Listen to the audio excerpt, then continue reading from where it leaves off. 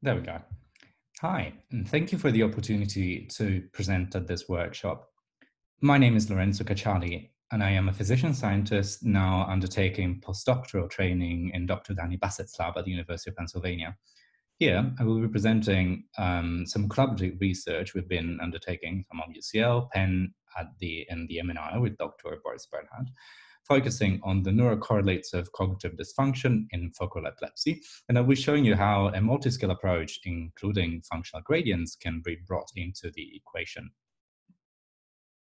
So, for those who may not focus on epilepsy, epilepsy is a common disabling neurological disorder consisting in recurring seizures and is a very heterogeneous family of disorders. Here, I will focus on the two most common focal epilepsies, i.e. epilepsy types in which a focus, a hotspot of seizure onset, can be identified, temporal lobe epilepsy, the most frequent epilepsy type overall with seizures arising from the hippocampus, and frontal lobe epilepsy, FLE, so that was TLE. This FLE is slightly less frequent with seizures arising from frontal lobe locations. Cognitive dysfunction is a potential complication of any brain disorder, and epilepsy is no exception. So impairment of cognition is very common and can be more burdensome than seizures. A long-held view posits that the core pathological change, so whether the seizure focuses, for example, frontal or temporal, determines the associated cognitive profile. Memory impairment in TLE and dysexecutive traits in FLE. The matter, though, as we may understand, is slightly more complicated with more widespread patterns of impairment that may be largely shared. And coming to the neurocorrelates, so getting deeper into what matters to us here. So the neurocorrelates of these cognitive profiles, most cognitive fMRI work in epilepsy to date has used activation maps, so GLMs, general neural models, and to a lesser extent connectivity, showing frontotemporal alterations during language or memory in TLE. But our understanding of cognitive network organization in other epilepsy types, such as FLE, is very limited.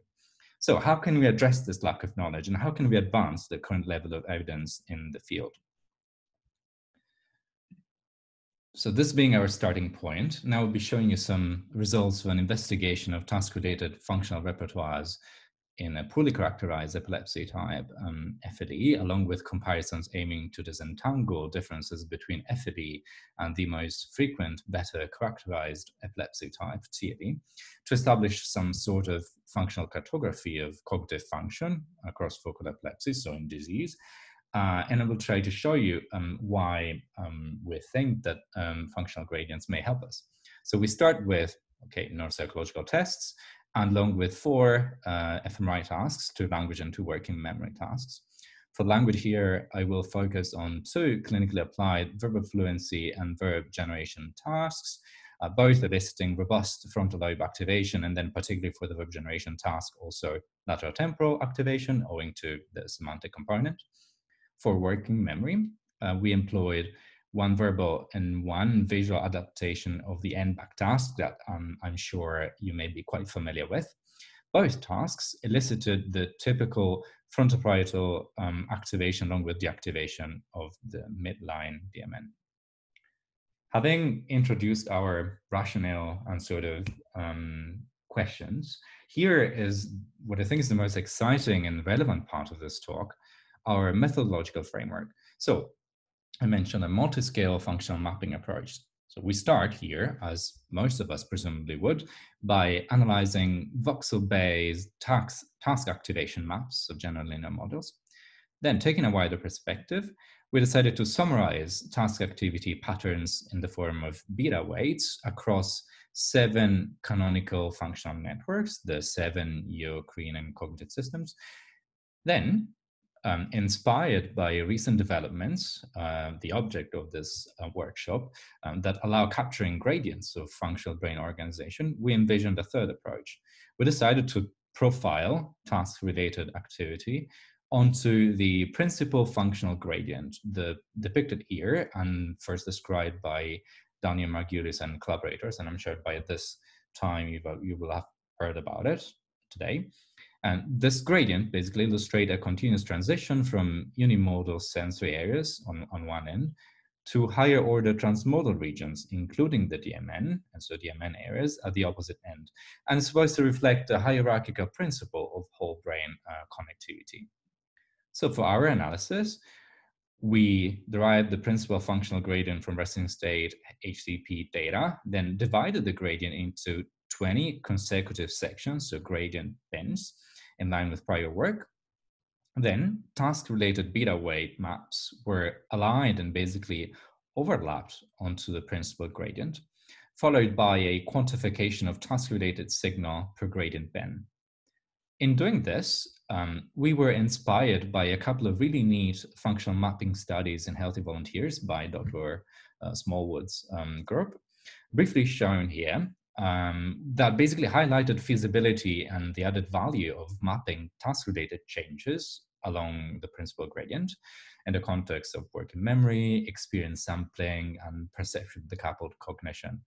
And I highly recommend reading these if you wish to know more about what motivates this line of research.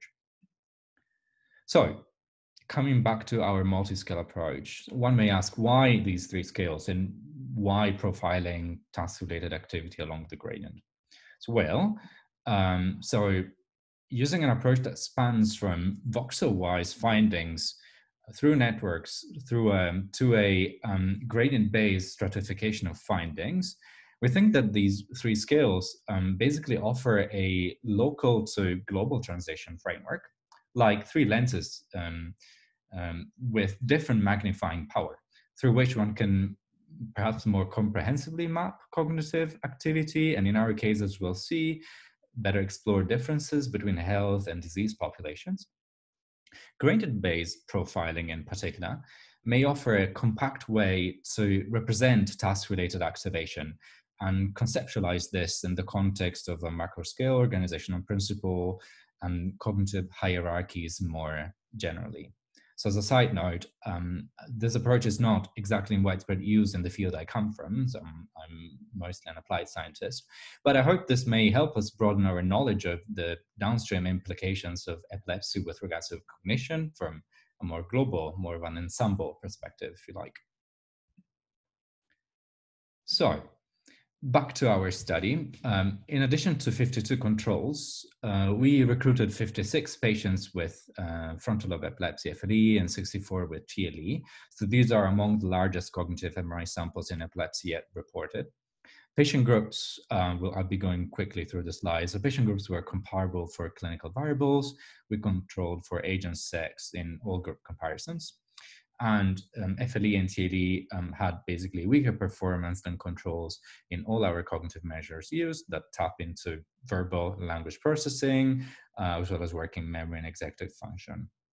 Differences between TLE and FLE were found for naming, that was weaker in TLE, and for mental flexibility and executive function test, that was worse in FLE. And working memory task performance was equally impaired in both groups. So now I'm going to a bit of a results section, and I'm going to provide you with some examples of our functional findings. Starting from language and the verb generation task that has an active control condition, at the voxel level, we observe left lateralized frontal and lateral temporal, left lateral temporal activation. This is all left lateralized in view of the semantic component for the temporal part. Task elicited changes align broadly on neosystems with stronger effects on the frontoparietal, then ventral tension, dorsal tension network, as well as the DMN, and then limbic systems.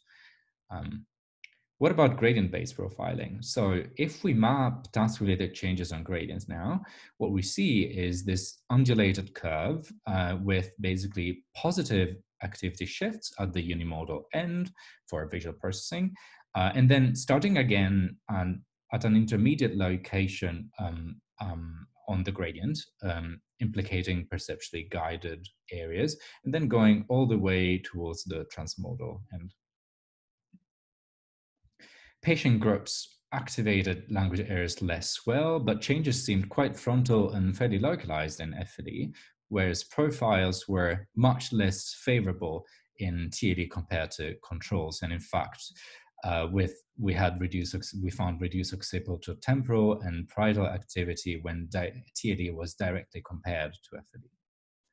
So now, moving on the canonical network framework for group comparisons, we saw greater deviations of network activity from normative values in TLE, orange here, while FLE in red looks somehow more similar to patterns in controls, which is basically what the black heptagon here corresponds to. This shows you reference values and controls. Also, we can see significant differences between TAD and FLE across these three task-positive networks, the frontoparietal, dorsal attention, and ventral attention. So, as for task activity profiling on the gradient, here depicted as deviations from the norm in patient groups compared to controls, we know changes that are quite evident in TLE, but not so much in FLE, I shall say. In TLE, these involve a wide intermediate to transmodal portion of the gradient that corresponds to the one exhibiting significant task-related shifts in controls. And in terms of differences between patient groups, we note a couple here per gradient bin. And as a global measure, we conducted permutation-based comparisons of this area between two patient curves that appears significantly larger than expected from a null distribution. Then I'm providing you with one example for working memory, but both visual and verbal tasks elicited largely overlapping patterns across the three scales. So starting here, we see the typical frontoparietal working memory activation, along with deactivation of mostly midline DMN. That translates to activity shifts on dorsal attention and frontoparietal cognitive networks. And for gradient stratified findings, a profile that is overall qualitatively similar to that seen for the language task, but perhaps with more marked upward shifts. So with positive activity shifts, starting from, again, an intermediate location on the gradient and going towards the transmodal end. In patients, we found reduced frontoparietal activation and failure to deactivate DMN areas in FLE compared to controls, and even more marked changes in TLE. Analysis on your canonical networks highlighted deviations mostly of dorsal attention and frontoparietal network activity in FLE and in greater contractions in TLE, and significant differences between TLE and FLE for dorsal attention activity. Profiling differences along the gradient showed slight but evident global deviation of task-related recruitment from controls in both FLE and TLE. Most visible here for the intermediate gradient portion. And here, while we do not find differences between patient groups for specific gradient bends, permutation-based testing on this area between patient curves highlighted, so indicated larger values than expected from a null distribution. So finally, last item, I'd like to briefly report some associations between task-related changes across our three scales and inter-individual differences in cognitive performance, as I presume this aspect may be of interest to a wider audience. So if we start with language, here on the left is an example of an SPM-based linear regression on language activation and expressive against expressive naming scores that at the voxel level shows fairly localized inferior frontal and lateral and basal temporal effects. On new systems, however, correlations were more evident for the limbic network, and on the gradient we have this quite interesting pattern. So what this plot is showing here is per gradient bin, the strength of the correlation between task activity within each bin and cognitive performance. So we have some subthreshold positive effects for the intermediate gradient portion and an uncorrected negative association between naming performance and activity in the last gradient bin. So bear in mind that these results are preliminary, but I thought they would be worth sharing with you all. patterns were more interpretable here for this topic at all scales for working memory that may perhaps be more amenable than language to be studied from a network perspective. And we see, in fact, quite evident associations between digit span scores and end-back activation for a set of regions that nicely recapitulate the working memory network here. And these are mirrored by significant effects seen for the frontoparietal, dorsal attention networks, and then to a lesser extent also for the DMN.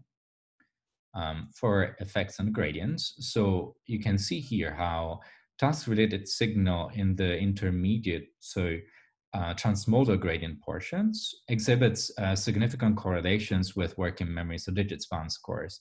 And as an example, the scatter plot here on the right shows you the data distribution for the correlation between digit span and task-related activity at the 16th gradient band. So to give a final overview and to bring back some of my earlier points, I hope that this talk conveys the message that our complementary and multi-scale analysis can track the neurocorrelates of cognitive function and dysfunction from a local to a network base to a more global whole brain organizational scale via gradient mapping, and collectively may provide a comprehensive approach for mapping cognitive function in vivo. So gradient-based profiling in this context may help us conceptualize patterns of function and dysfunction within a framework that more closely relates to macro-scale organization and brain hierarchies. And in this case, it ultimately helps us advance knowledge of the broader cognitive implication of focal epilepsy syndromes. We applied this framework to address some questions of clinical relevance. So studying a well-known epilepsy type, TLE, and another one we still know very little about, FLE, and we showed a relatively large-scale disorganization of cognitive network activity in FLE as well as TLE that affects both perceptually guided, so attentional, and transmodal systems, including the DMN, that exhibits this pattern of altered deactivation. These profiles are overall shared across syndromes and potential targets to further explore network vulnerability across epilepsy types. Changes, however, particularly for verbal tasks, appeared more severe in TLE and on balance on a spectrum ranging from no differences to maximum differences. I'd probably place my pointer around here. This study, of course, was a team effort, and I would like to thank my great mentors, Boris, Dani, and Matthias for the support in this project, and my colleagues and collaborators for their contributions, and quite a few funders, including the NIH, for supporting my postdoc. And thank you all for listening. I hope that was of interest, and I really I look forward to your questions.